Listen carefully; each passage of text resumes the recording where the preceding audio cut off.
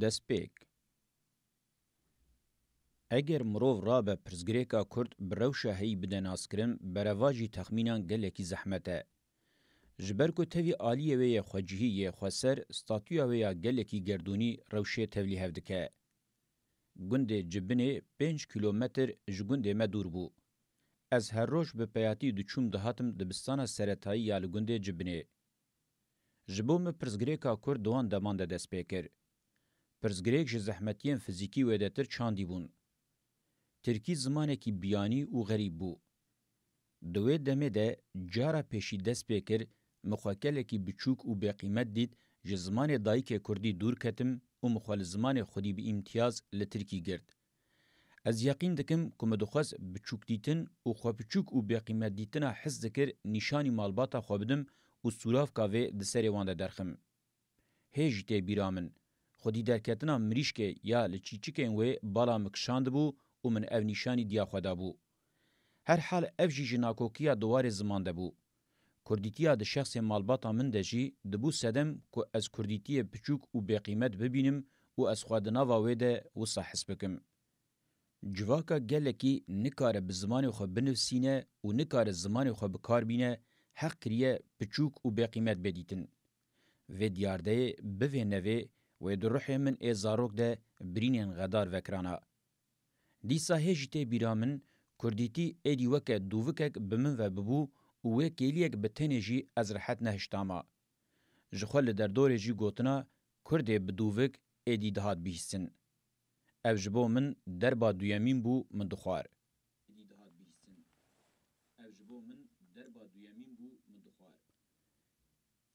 از دوی به بیر بخم که مکانیزماین پاراستنه دوالی چید بون. جبو نونریا چاندا ریو رسمی مخالدین دگرد و مبخوره لدردورا 10,000 دبستان سرطایی دبرن و دره ده جوان را ایمامتی دکر. مروف دکاره ویه که اشکره وکه راکسیونه که جدی معنادار بکه. او هلوستا من به همان آوائی حتی صنفا داویا لیسه دوام کر. لدجی ریو رسما لایک آفرمی از ده پوزیسیونا دینداره کی هشک دبوم. او روشک بالکش و خسر بو. هلوستک پاراستن و راکسونیک بو. مل در دورا 33 سورتین قرآن جبر کربون و او جبو من مینا سیلحک خو پاراستنه بو. هجایه که مرو لسر وی روشا من آسرگرتی راوسته. جبر کو راکسیونا من آ پیشی لدجی کردیتیه. لدیجی کمپلکسا خوب شوکتیتنه سلاح همنا دویامین هری به تأثیر او بو استمی دیویابو ببم یکمین سنفه. از حتی صنفا داوی زانینگه هر تم خوندکاره کی بربچاو اما مستیان بوم و جویجی هیچ پاشوه نمام. او جیو خو نشاندانه که جبرکری بو. مکانیزمای که پاراستنی و راکسیونیک بو. مینا کوم دخواز و اثبات بکم. من هم دخواز بچوکتیتنا دواره کردیتیه ده جهوله راکم هم جی نشان بدم که از بهسانی تسلیم نابم. اف هر تم وصابو و دوی مجاره ده سرکتی بوم. آلیه دین جره و رسمی یه خوانیشاندان گلکی بهزه. من خواجوه صوفیتیا اسلام دور کر و به پرتوکا الفابه سوسیالیزم خواهوه دین لایک سوسیالیزمه. من به وی کراسی ده صنفا داویا لیسه ده دست به وی مریدیانو کر. گوهرتن ده شکل ده بو. با و هوایا من مؤمنتیه دوام دکر. یا راستی سال 1907 لدنیای او ترکیه او سالن که گاوین مزن این گوهرتنه تینه آویتن. در زین پیشی لپیروزیین مدرنیته کابیتالیزم دکوین. خوال هفراکشاندنا کابیتالیزم و سوسیالیزم یادوان سالان ده خویا دکر بخواج هفجدابونه که جدی افاده ندکر مبخواجی اوکه هفجدابونه که کور ندید بو. گوهرتن بگرانی دواری رتوریکه ده بو. بلکی جی اوروشا ام بحثا ویدکن لترکیه جبو من آلیه کیوه چارنوسا مبگوهره هبو.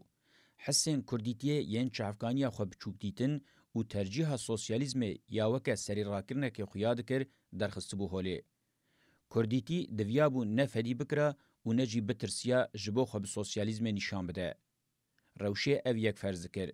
من جیو ساکر. به وی روشیر سمپاتیا من آجبو کومک چپگر و ببزدونکی بجی پیبونا من به ملیتگیریا کرد سوسیالیزم بوی پیواجویا که معنادار دادس پیکرن. به وی لزه کومن هی استاتمین نکرم لو ما هر کچو من کومک سر بخواوا کر.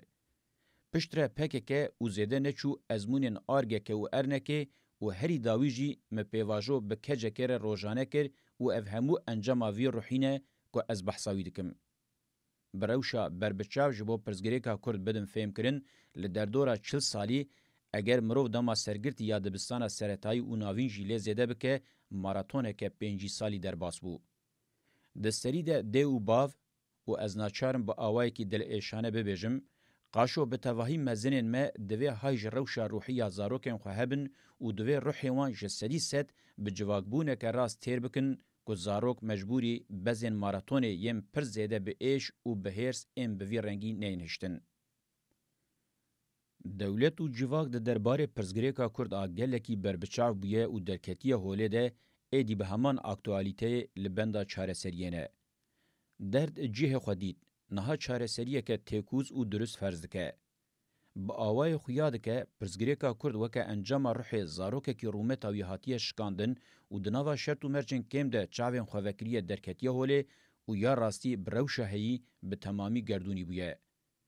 پرزگریک حتی ده پوزیسیونا گردونی ده به نوی مروه ده چارشوه گردونی ده لچاره سریه بگره. جبو ویجی دوی مروف خودی ذهنیت که گردونی به. فیلوزوف آلمانی مزن هگل که هیکس جنه بهریه ده سری سال 1800 ده بر به فلسفه گردونی بونی و چو و او نخبر بو. او یک جنیز و بشرط دمیر تیکل دار بو. پرنستین آلمان ریل بر پرزگریکا آلمان وکربون. به داگرکریا ناپولیون ره اف پرزگریکت روشه که مروف یک جار نکاری بوجناوه درکوه. جلورا دویابو پرسا آلمان سری پیشی دوار فکری ده باهتا چاره سر کرن. راستیا خالجم هگل جی نشان دایی اوه.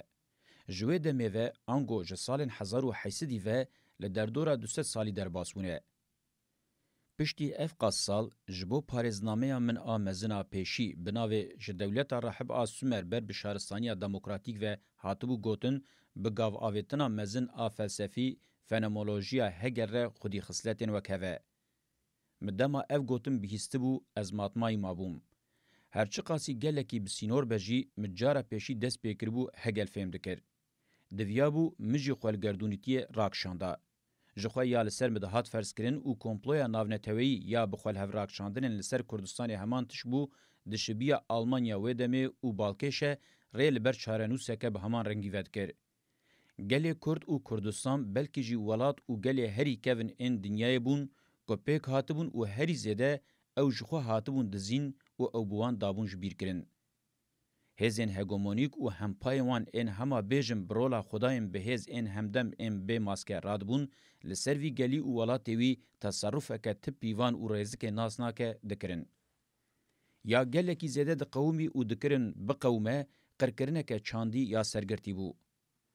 امت پارزیا اسلامی لیبرالیزم و کوزموپولیتیزم کاپیتالیزم تهوی انترناسیونالیزم سوسیالیزم پیکاتی کرد و کردستان وکا بویر و دیاردهیم بهیوی و جار جاران جوه جوه تر با آوائه کی مات و ومری هول ددن ببیر بخن و مرو ویجی بتنی دکار براسیا قرکرنا سرگرتی ifade بکه. پارزنامه من جی هر دچه وکا سه خلکان کرد بن و او جی بوی راسیا را تیکل داره. ده سال 1975 ده جاره پیشی به کاتبتیا هفره خواه یه باورمند و اصلزاده محمد خیری دورموش من تعریفا پرزگریکه ده پیشنومه پیشی ده نویساند بو و منکاری بوجه آنالیزه که کلاسیکا امپریالیزم و متنگریه ببهرم. یا راستی یا مکربو دانه هف و برهف کرنه که چور و هشکبر بو. پاشی آخافتنین من انجبو کومین پیشی یم پروپاگاندایشی لسر همان خطه به همان آوائی کورتر بون. کریزا سوسیالیزما پیکاتی بگومان خطا هی دخستنگاسیه. لی هگمونیا لیبرال آل سر دنیا ذهنیت هاتبو آواکرن که روشن چپگر و رازگر جیدناوه ده گلکی زحمت بو جیبه بهرم و درباس بم. جوه ذهنیت مدکاری بو بشر رومت و آنور یلگر آوا امرالیه ملدجی کمپلویا ناونتوهی انگو گلادیویا ناتو کربو ببهرم. جخوا و ساجی بو. مروف دکاره سه خلکن پیشیم پارزنامه من وکه قوناغا درباسمون شیروه بکه و 5 جلد پارزنامه من جی با آوای داوی وکه خوگهاندنا گردونیتی دستنشان بکه. هنتگین و تاورین ده بشن بری ده من هول دابو راوه بکم د بشا پیشیا و جلدا داویده هول ددم با آوای کی خواسری کرد و کردستان بریک و پیک و با آوای کی بربچا پیشکش بکم. هرچی قاسی وکر دوباره خویا بکه جی با آوای کی بهتر وره فهم کرن و با آوای کی خواسری پرزگره که چاند شارستانی هگومونیا دستلاتداری پولیتیکا چین نتوه متنگری آسیمیلاسیون و خرکرن د شرط مدرنیته کاپیتالیست تگینین دولت جواک دموکراسی و سوسیالیزم تنه شروع وکرن و حتی جه بجه هول ددم شنو و تعریف بکم. دما از ویدکم راستیا جواکا دیروکی تمیل برچاوان دگرم. بوی آوائی مرو دکاره پرزگریک و راستیا کرد به تیگیشتینه که زلالتر بخر روژه و چاره سرکرنا و حساند به. از دما بحثا حسان کرنه دکم نخاسم مابستا من جه سر وقت بونا لراستیا قرکرنا چاندیا سرگرتی و چاره سریا مدرنیته کابیتالیست آتنه و یا راستی زلال کرنا رولا و یاد قرکرنه ده. دواره سر وقت بون و تیگیشتنا لپرزگریکا کرد ده خصوصا هری زده دبه سدما تنگاسیه تکیلیا و یا بخواه بسیستم هگومونیک رایه. تبلیغویا پرزگریک دکه کو امجبو چارەسەریە چارچوبە بنگهین ئاتێگینی و تئوریک تێکوز دەینن.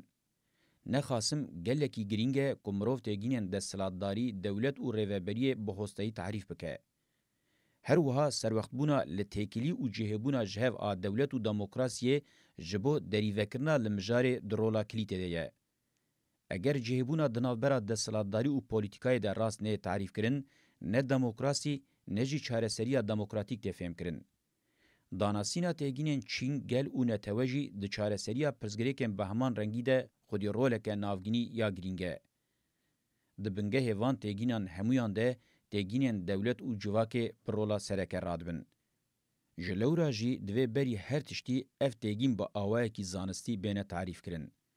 Divê mirov li têgînên bi vî rengî yên kategorîk tarîfa rast a hiqûq û exlaqê jî zêde bike. Têgihiştinên dewlet û demokrasiyê yên sosyalîzma pêkhatî ku xweweke dijberê modernîteya kapîtalîst nîşan dide, divê rast bêne analîzkirin û ji bo zelalkirina mijarê ev yek girîng e. Beşa duyemîn çarşoveya têgîn û teoriyên heyî ye. Balîkariya beşên berê jî em ê karibin bi awayekî xweser û berbiçav nêzî rastî û pirsgirêka Kurd bin.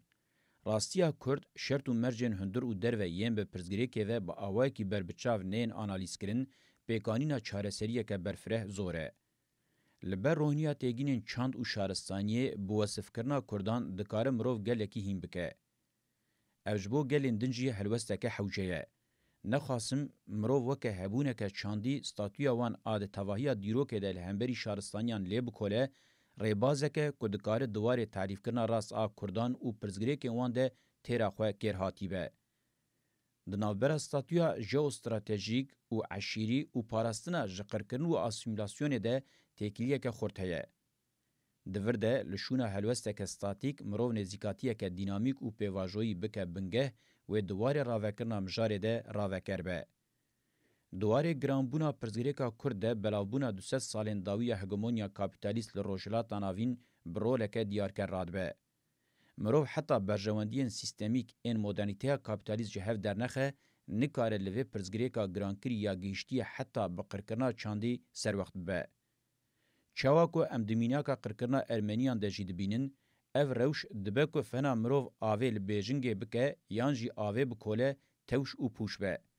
Nexasim mirov heta têgînbûna faşîzma Tirkiye spî ji her alî ve tarîf neke, dibe ku mirov ne têgîna komara li Tirkiye ne jî ya demokrasiyê fêm bike. Kengî mirov têgîna faşîzma Tirkiye spî rave bike, mirov hingê dikare têgînên darbeya eskerî û wesayeta wê yê bi hemû giranîya xwe di rojevê dene û têgînên her cure rejimên antîdemokratîk û civaka şîddetê baş fêm bike. Nexasim analîzkirina milliyetgiriya şoven a zêde û sexte ya dibin vê têgînê de û têkiliya wê ya sîxurî û sazîbûnê bi hêzên hegemonîk re di asta kilîta mijarê de ye. Eger ev têgîn rast were tarîfkirin, mirovê karibe li qirkirinên li Anatolya û Mezopotamyayê rast serwext bibe. Her wiha ev faşîzma Tirkiye spî li pêşiya demokratîkbûna komarê asteng û kelema bingehîne. Di beşa sêyemîn de ez hewl didim tevgera neteweyî ya Kurd û têkiliya wê bi dewleta netewe re analîz dikim. Mirov dikare bibêje faktora herî sereke di giranbûna pirsgirêka Kurd de نه نتویا کرد وک دیارده که نافخویی او آنالیزکنا راست آ تکلیا دولتا نتویا نجی راست سروقتبون الستاتیو هبونا نتویا کرد وک دیارده که درو لهمبری دیارده دولتا نتویا. مرو چارەسەریە که دولت پارێز û milyetgir weke prensîbeke bivênevê bibîne û di asta nexweşiyekê de tê de asê bimîne, hingê ev yek faktora sereke ye ku di kûrbûna çaresernebûnê de bi bandor e. Lê ya rastî, mînaka xweseriyê ya di dîroka Rojhilata Navîn de gelekî pêk hatiye û di roja me ya îro de nexasim jî tevnên federalîst ên demokratîk ên welatên Ewropayê di nava xwe de pêk anîne, tevî rastiya muhefazekar a dewleta Netewê jî ji bo pirsgirêka Kurd pakêteke dewlemend a çareseriyê pêşkêş dikin. Rastdanasîna têgînên xweseriya demokratîk û siyaseta demokratîk di asta kilîtê de girîngin, ji ber ku ji bo çareseriyê di asta bivênevê de girîngin.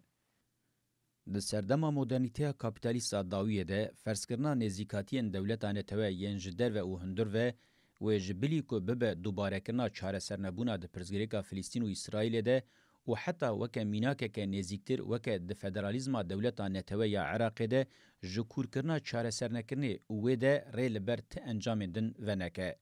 Ji xwe têkiliya van rêbazan bi berjewendiyên hêzên hegemonîk ên kapîtalîst û hevkarên wan re û di encamê de rola wan a di felaketên rê li ber wan vekirî de eşkere ye.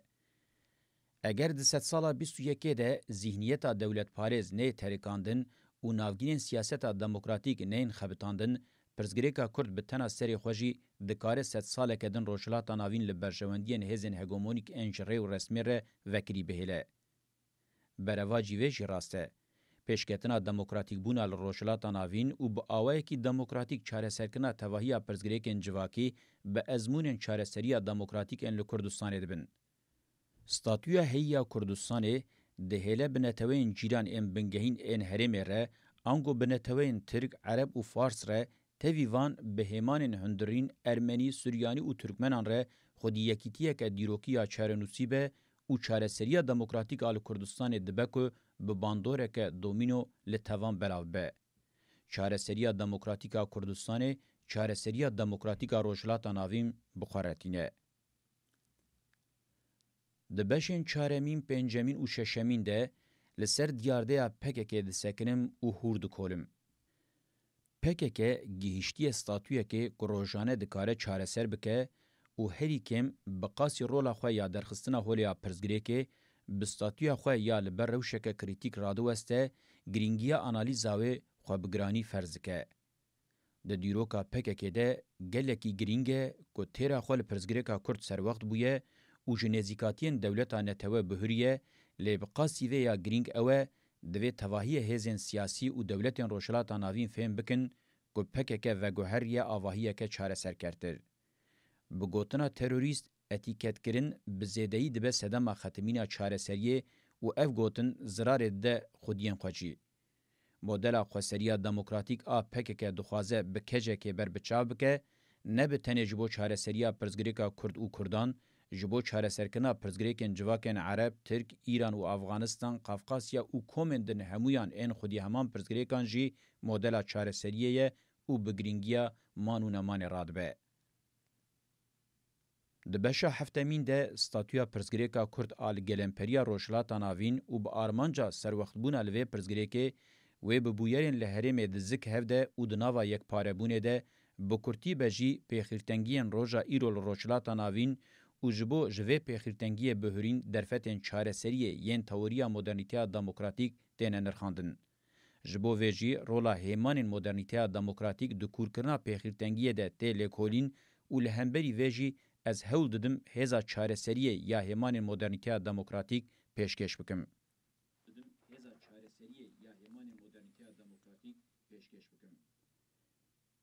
Di beşa heştemîn de ku beşa encamê ye, alîkariya muhtemel a ku şoreşa Kurdistanê li ya gerdûnî bike tê nirxandin. Ji bo vê jî li ber rohiniya tarîfa xwecihî û gerdûnî, taybetî û giştî, encamên herêmî û global ên çareseriya şorijgeriya pirsgirêka Kurd di çarçoveya her du modernîteyên cihê de careke din bi kurtî têne nirxandin û bi vî awayî parêzname bi vê cilda dawî temam dibe. من پارێزنامەیە xwe cara dawî bi vê naverokê bi bûyerên pratîk di zik hevde pêşkêş kir. Ev rastî rewşeke ku kêm caran tê dîtin. Ez ê behsa zehmetiyên jiyana xwe li İmraliyê nekim. Lê hem dewletê û hem jî tevgera azadiyê ez naçarî rola rêbertiyê kirim û eşkereye ku vê yekê tengasiyên min qat bi qat zêdetir kirin. Gelek rewşenbîr xapiyan ku ez li giravekê û di nava dorgirtina dewletê de bi tenê dikarim hevkartiyeke besît bikim. Ji lewra jî gelek şîroveyên şaş û neheq kirin. Heta di nava pekekê bi xwe de hinek kes welê şaş fikirîn ku bawer dikirin ez ê bême bêtesîr kirin. Lewma nirxên herî hêja yên jiyanê bi awayekî nedîtî bêperwa parçe kirin. Mirov dan revandin û kirin ne tiştek û ji vê xwepaş ve nedan. Hem jiyana min hem jî asa têkiliyên min têra xwe eşkere ne. Ez yeqîn dikim ku ez rexneyeke manedar gelekî heq dikim. Eşkereye ku ne bi tenê yên komara Tirkiye pirzgirêkên giran ên gelek dewletên bi heman rengî yên dewletên neteweyên kapîtalîst li rojhilata navîn em ê nikaribin bi mantiqê hilweşandina dewletê ji wan bibihirin. Ji xwe ezmûna Sovyetê li ber çavan e. Çartî hilweşand û li şûna wê rejîma xwe ya dîktatora vakir. Di vê ezmûnê de gelek xisletên mirov jê dersê bigire hene. Ezmûna Çînê jî xwediyê heman modelê ye. Ji bo krîzên herî giran ên hegemonya global a finansê ya faşîst û herî paşver û dewam bikin, hema bêje bi rola sereke rabûye. Ez dixwazim vê bêjim. Ezmûna sosyalîzma pêkhatî varyanteke dewletparêz a paşverûtir a liberalîzma kapîtalîzmê bû. Ji ber ku têra xwe îspat bûye ku bi kêmanî ji bo qutbûna ji modernîteya kapîtalîst şaşiyên bingehîn ên di binyeya wê de nehiştine bernameyên rast ên taktîk û stratejîk bêne pêştebirin. Lê ev rastî neyê maneyê ku têkoşîna ji bo azadî, demokrasî û sosyalîzmê hatiye kirin li ber avê çûye. Bereva cî, piştras kiriye ku li dijî sîstema şaristaniya navendî ya ku çavkaniya hegemonya kapîtalîst e tevahiya dîrokê ezmûnên demokratîk, azadîxwaz û sosyalîst her hebûn û ezmûnên bi vî rengî di roja îro de jî dikarin xwe weke modernîteya demokratîk cihêwaz bikin û weke alternatîv têxin rojevê. Kapîtalîzma global a finansê weke di serdema xwe ya herî bihêz de xuya dike. Lê ya rastî nîşan dide ku sîstem di rewşa xwe ya herî qelste ye, nikare dewam bike û xetim ye. Rawestgah herî dawiya modernîteya kapîtalîst gihîştiyê mitînkariyeke bêsînor li dervebûna civakê û jiyaneke li derveyî mirovatiyê ya ji hovîtiyê wê de tire. Sîstema kapîtalîst bi tenê di civakê de rezîn û ji hevdeketinê pêş de nabe, rê li ber talana xwezayê jî vedike, ji teorîkbûnê wê de tir diyardeyeke ku rojane bi awayekî pratîk pêk tê. Parêznameya min bi xwe li dijî vê kapîtalîzmê hatiye çêkirin. Ji xwe jiyana fizîkî ya li İmraliyê ji aliyê hêzên hegemonîk ên vê serdemê bi cî hatiye anîn û bi tevahiya kirêtî, bê exlaqî û bê hiqûqiya xwe li nave rastê ye. Min parêznameya xwe bi nivîskî pêşkêşî dadgeha mafê mirovan a Ewropayê kir. Sedema bingehîn a ku ez ber bi vê yekê ve ajotim ew e, ruhê min ê zarokatiyê li hemberî piçûk dîtin û xwemezinkirinên sexte dîsa helwesta xwe ya isyankar di dema xwe ya dereng de be jî bêyî ku tiştek ji yekên bibe nîşandaye û piştrast kiriye ku dixwaze israra xwe ya mirovmayînê bi şêwe û cewherê civakiyê guncaw dewam bike.